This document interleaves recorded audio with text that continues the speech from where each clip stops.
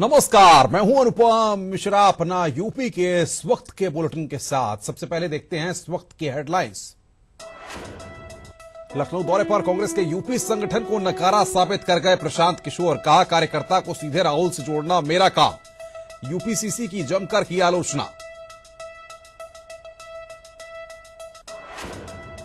राम मंदिर पर बीजेपी की दो अलग राय। केशव प्रसाद मौर्य ने कहा, राम मंदिर बीजेपी का मुद्दा नहीं। कलराज मिश्रा बोले, यही है पहला मुद्दा।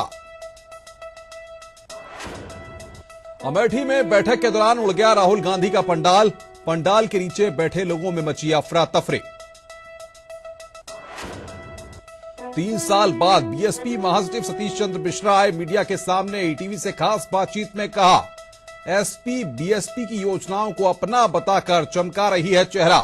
अपराध से परेशान जनता मायावती को कर रही है याद। नोएडा में स्कूल की मनमानी के विरोध में सड़क पर उतरे अभिभावक। सेक्टर 132 के डीपीएस स्कूल में अचानक बढ़ा दी गई है 42% फीस। बुलंदशहर में 2 बेटों ने मां को जिंदा जलाया। जायदाद पहले ही हड़प चुके थे कपूत। सीतापुर में शराबी पति ने अवैध संबंधों के शक में पत्नी और बेटी की हत्या की। बाकी 2 बच्चों को किया घायल। गंभीर हालत में पहुंचाया गया अस्पताल। उत्तर प्रदेश के फर्रुखाबाद, आजमगढ़ और मेरठ में आग ने मचाया कोहराम। फर्रुखाबाद में मारुति वैन जली। आजमगढ़ में फसलें राख। मेरठ की फोम की फैक्ट्री में भी भीषण आग।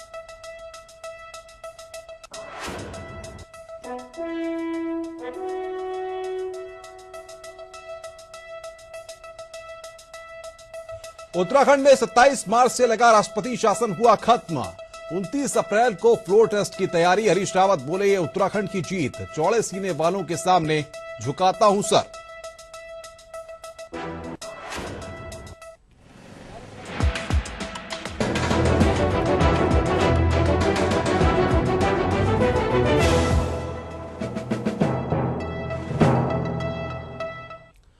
यूपी की तमाम खबरों को हम विस्तार से जानेंगे, लेकिन उससे पहले आपको बता दें कि उत्तराखंड में राष्ट्रपति शासन खत्म हो गया है। आपको बता दें कि उत्तराखंड में आज का दिन ऐतिहासिक रहा है। उत्तराखंड में जारी सियासी संकट के बीच आज सबसे बड़ी खबर यहां पर यह आई है कि राज्य में 27 मार्च से लगा राष्ट्रपति शासन खत्म हो गया है, लेकिन 18 मार्च की स्थिति बनाए रखने का नैनीताल हाईकोर्ट ने आदेश दिया है। साथ ही कोर्ट ने फ्लोर टेस्ट के लिए 29 अप्रैल की तारीख तय की है। वही जानकार सूत्रों की अगर माने तो नैनीताल हाईकोर्ट फैसले के खिलाफ केंद्र सरकार सुप्रीम कोर्ट जा सकती है।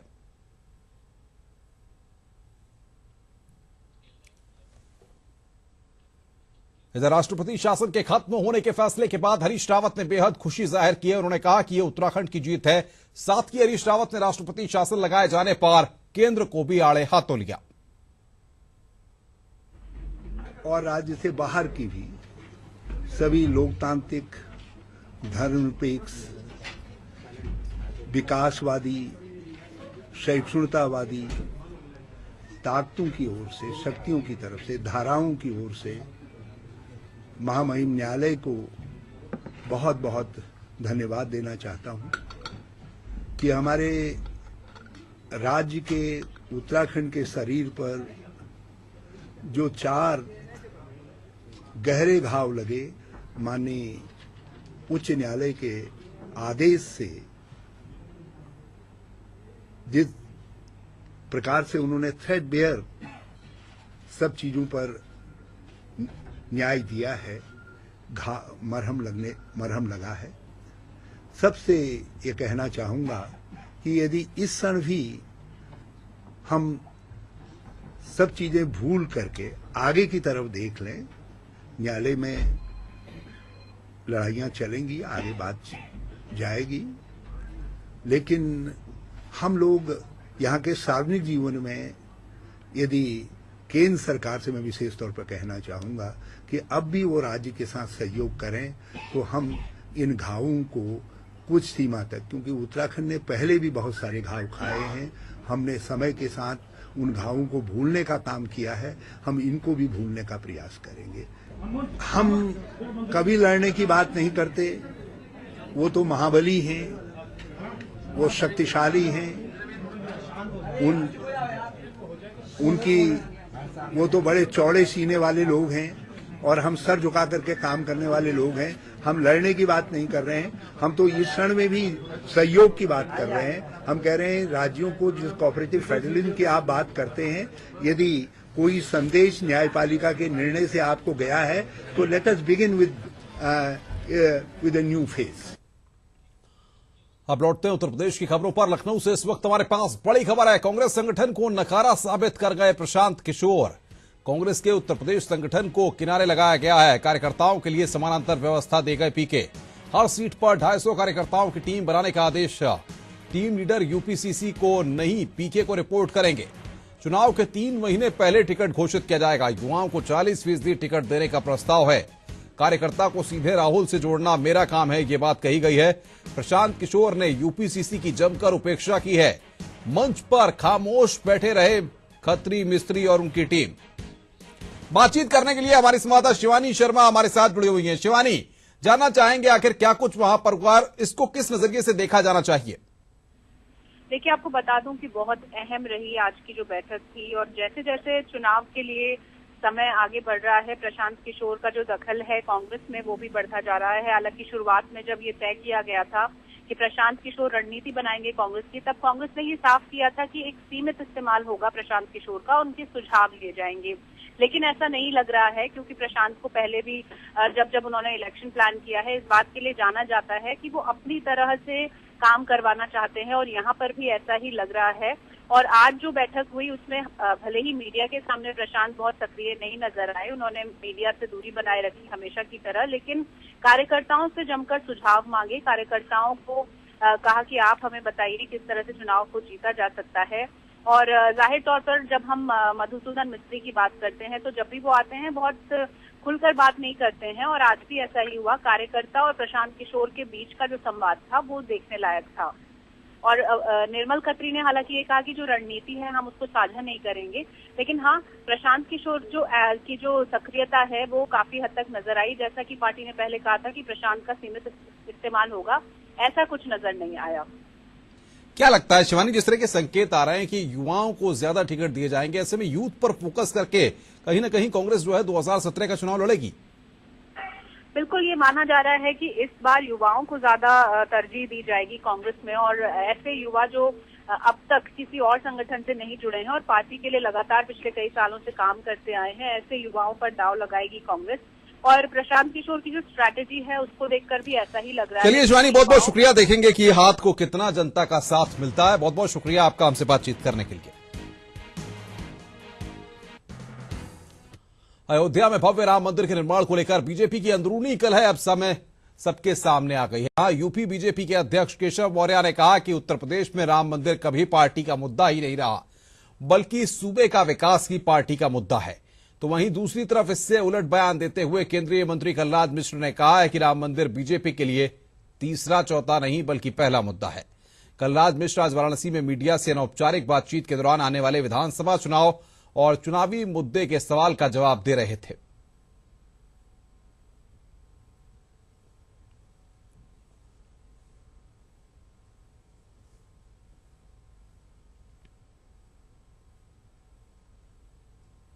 जब तक राज्य के विकास के बारे में, राज्य के कानून व्यवस्था के बारे में, राज्य के सामाजिक और सांप्रदायिक सौहार्द के बारे में जब तक विशेष रूप से कार्य नहीं होता है, तब तक राज्य का समग्र विकास या राज्य के समग्र शांति, इसके बारे में हम बात नहीं कर सकते। इसलिए हमारा जो मुद्दा होगा विकास का मुद्दा, हमारा मुद्दा होगा कानून व्यवस्था का मुद्दा होगा, और हमारा मुद्दा अभी तो कुछ हुआ भी नहीं और बर्तन खटकने लगे। यहां एक ब्रेक ले रुकते हैं, ब्रेक के बाद जल्द हाजिर होंगे।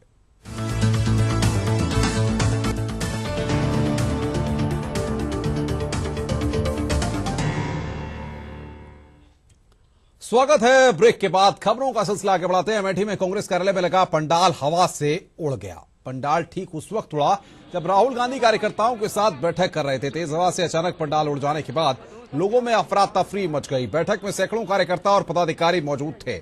आपको बता दें कि राहुल गांधी अमेठी के दौरे पर हैं। उनके दौरे का दूसरा दिन था। यहां राहुल कार्यकर्ताओं की समस्याओं को सुन रहे थे। इस दौरान न सिर्फ उन्होंने कार्यकर्ताओं को नसीहत दी बल्कि लोगों के साथ फोटो भी खिंचवाई। ये तस्वीर एक्सक्लूसिव है जिसे आप देख रहे हैं। हम दिखा रहे थे कि किस तरीके से जो पंडाल है वो वहां पर उड़ गया था। देख सकते हैं इस तस्वीर को आप। अंदर अंदर कुल साथे थे हम और साथे रह रहा हूँ। हवा पानी टेंट गिरा और प्रकृति की व्यवस्था थी, ऐसी कोई बात नहीं है। हल्का फुल्का किसी को एक तोता नाम के कोई नेता हैं, उनके पैर में खून भी निकला। बसपा महासचिव सतीश चंद्र मिश्र ने विरोधियों पर जमकर हमला बोला है। टीवी को दिए गए अपने एक्सक्लूसिव इंटरव्यू में उन्होंने कहा है कि वर्तमान समाजवादी पार्टी की सरकार तत्कालीन मायावती के सरकार के कामों का क्रेडिट ले रही है। उनकी माने तो मेट्रो और एक्सप्रेसवे समेत तमाम विकास कार्यों की मायावती सरकार ने पहल की थी, लेकिन अब सपा सरकार उसका श्रेय ले रही है। सपा पर हमला करते हुए उन्होंने कहा कि जनता इनसे अन्याय से परेशान है और मायावती के शासन को याद कर रही है। सियासत अब तेज हो चली है और बहुजन समाज पार्टी के राष्ट्रीय महासचिव सतीश चंद्र मिश्रा हमारे साथ हैं। उत्तर प्रदेश में मिश्रा जी जो एजेंडे चल रहे हैं, मायावती और अखिलेश यादव के बीच तकरार हुई है विकास के कामों को लेके, क्या मेट्रो सरकार की जो योजना ये है ये वाकई में बीएसपी के समय शुरू हुई थी? मेट्रो के लिए तो कंपनी गठित की अखिलेश यादव ने, पैसा राज्य सरकार ने दिया, केंद्र ने अब पैसा देना शुरू किया, तो श्रेय तो वो लेंगे ही। देखिए, कंपनी ये प्रोजेक्ट किसने कंसीव किया, प्रोजेक्ट कंसीव कब हुआ? दिल्ली मेट्रो जो मेट्रो रेल कॉरपोरेशन है, ये कोई कंपनी अखिलेश सरकार की बनाई हुई नहीं है या मुख्यमंत्री की बनाई हुई नहीं है। ये तो बनी हुई कंपनी है। इस कंपनी को ही काम दिया गया है इस सरकार द्वारा भी, और इसी कंपनी के से अनुबंध हमारा हुआ। इसी कंपनी के साथ में 2008 में अनुबंध होने के बाद इसका कार्य शुरू हुआ। आप किसी मेट्रो रेल प्रोजेक्ट को आप पहले दिन से काम शुरू नहीं कर सकते। चुनावी वक्त है, ऐसे में विकास को लेकर तू मैं। यहां एक और ब्रेक ले रुक रहे हैं। ब्रेक के बाद जल्द हाजिर होते हैं।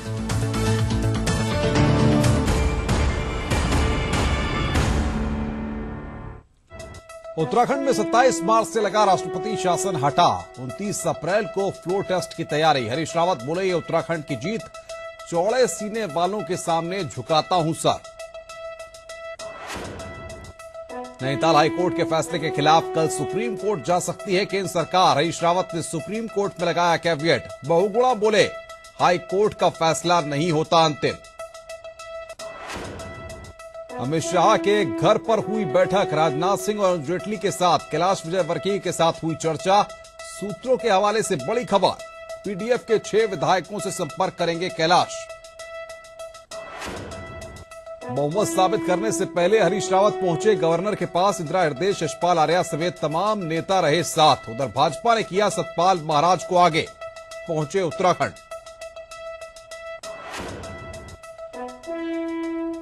उत्तराखंड में यह बात फिर हुई साबित की खबर मतलब ईटीवी। 27 मार्च से अब तक हर अपडेट सबसे पहले, हर खबर ईटीवी ने दिखाई सबसे पहले।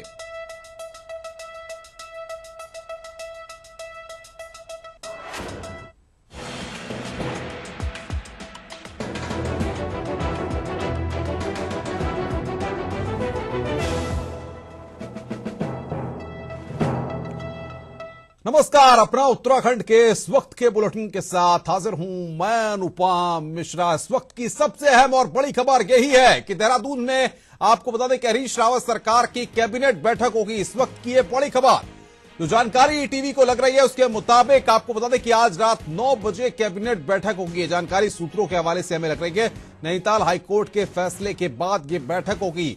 सूत्र ये जानकारी इस वक्त हमें दे रहे हैं। बड़ी खबर आपको बता दें कि हरीश रावत सरकार की कैबिनेट बैठक होगी। इस वक्त की ये बड़ी खबर देहरादून से है। सूत्रों के हवाले से ये खबर हमें लग रही है।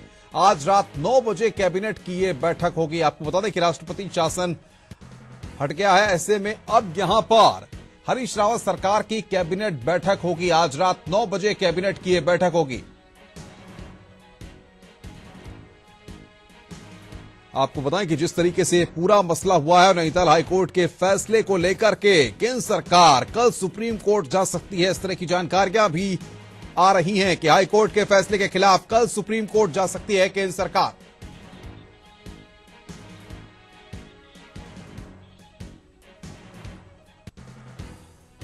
और इस पूरे मसले पर बातचीत करने के लिए हमारे तमाम संवाददाता हमारे साथ जुड़े हुए हैं। हमारे एडिटर पवन लालचंद देहरादून से हमारे साथ हैं, साथ ही साथ नैनीताल से मुकेश कुमार हमारे साथ जुड़े हुए हैं, जिन्होंने नैनीताल हाईकोर्ट में जिस तरीके से पूरी गतिविधियां हुई उन पर बड़ी बारीकी के साथ नजर बनाई, और साथ ही साथ दिल्ली में क्या कुछ चल रहा है हिमांशु वहां पर नजर बनाए हुए हैं। सबसे पहले चलते हैं दिल्ली। हिमांशु, क्या कुछ अपडेट आपको मिल रहा है वहां पर? केंद्र सरकार नैनीताल हाईकोर्ट के फैसले के खिलाफ सुप्रीम कोर्ट जा सकती है, ऐसा माना जा रहा है कि कल सुप्रीम कोर्ट जा सकती है केंद्र सरकार। क्या अपडेट आपको मिल रहा है?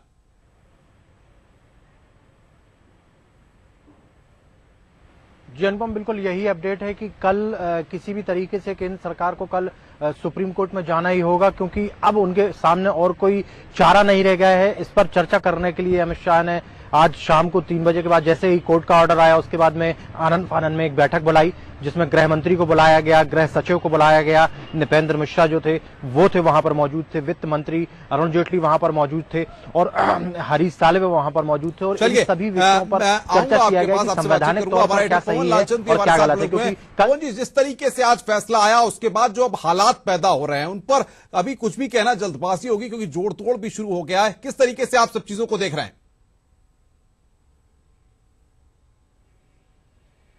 देखिए अनुपम, सबसे पहले हम अपने दर्शकों को जानकारी दे दें। अटॉर्नी जनरल मुकुल रोहतगी ने कहा है कि कल सुबह 10:30 बजे केंद्र सरकार नैनीताल हाईकोर्ट के खिलाफ सुप्रीम कोर्ट जाएगी, सुप्रीम कोर्ट में अपील करेगी। नैनीताल हाईकोर्ट के फैसले के खिलाफ केंद्र सरकार जा रही है। तो मुकुल रोहतगी का यह बयान दिल्ली में आया है।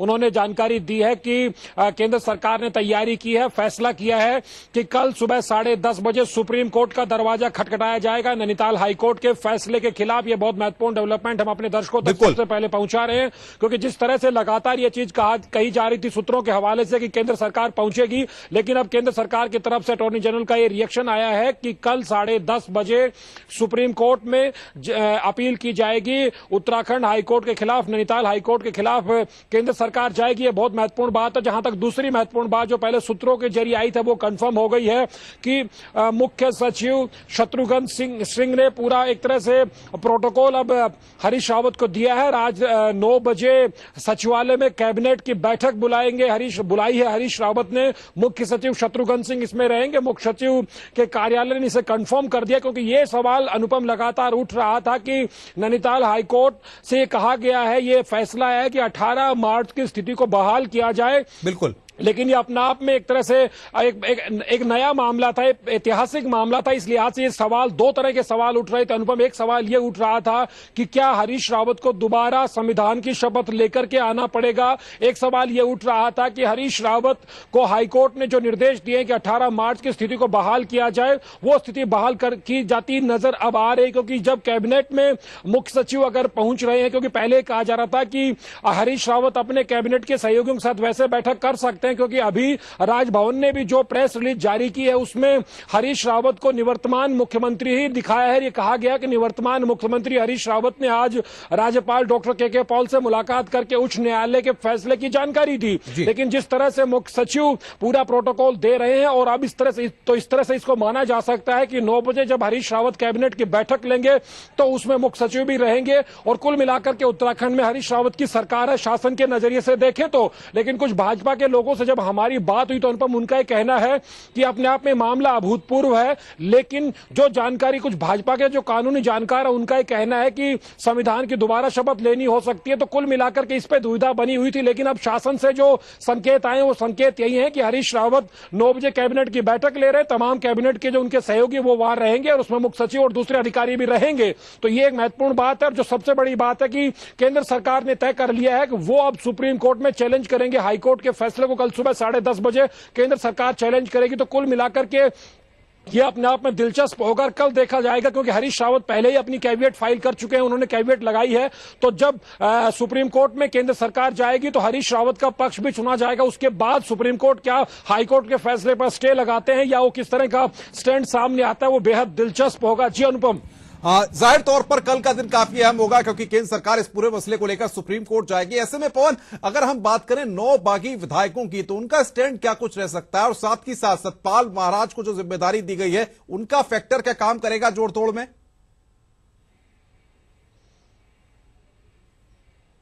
ये देखिए अनुपम, अब हमने एक तरह से कानूनी पहलुओं पर बात की। जो आपका सवाल है अब राजनीतिक पहलुओं पर आता है। जाहिर बात है कि 9 जो बागी विधायक है जिन्होंने कांग्रेस का पाला छोड़ा है, भाजपा की तरफ गए हैं, वो उन विधायकों को लेकर के 23 तारीख को हाईकोर्ट की एकल पीठ में फैसला चलना है।